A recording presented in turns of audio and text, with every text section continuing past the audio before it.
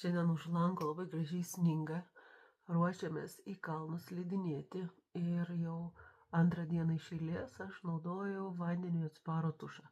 Tokiais atvejais, kai sninga, eini į lauką, tai tikrai tikras išsigelbėjimas.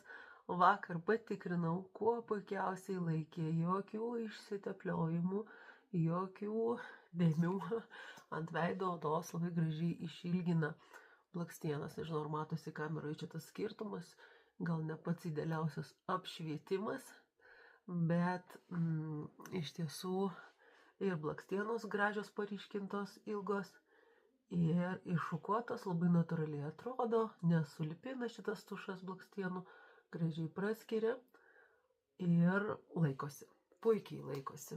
Vakar labai džiaugiausi, kad pasiėmiau šitą tušą su savimi į kalnus.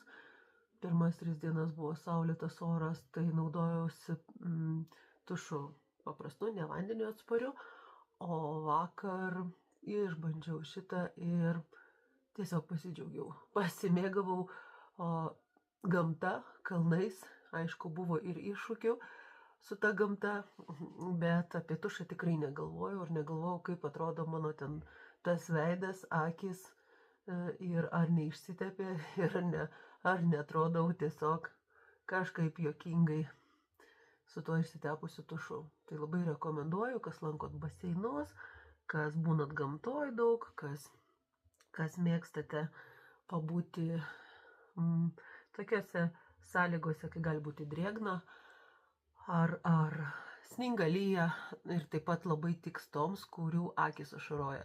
Mano labai ašaroja, kai yra saulė, vėjas, kai sniegas, žiema, toksai derinukas būna šiaip vizualiai labai gražus, bet mano akis, kadangi jautrios, tai tikrai labai greit reaguoja ir pradeda viskas bėgti, tekėti nesustabdomai.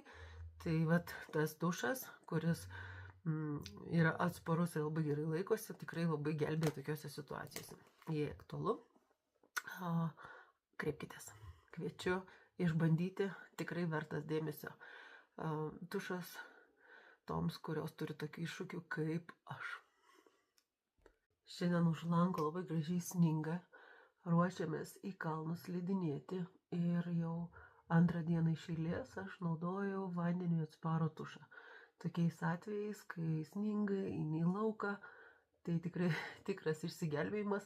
Vakar patikrinau, kuo puikiausiai laikė, jokių išsitepliojimų, jokių dėmių ant veido odos, labai gražiai išilgina blakstienas. Nežinau, ar matosi kameroje čia tas skirtumas, gal ne pats idealiausias apšvietimas.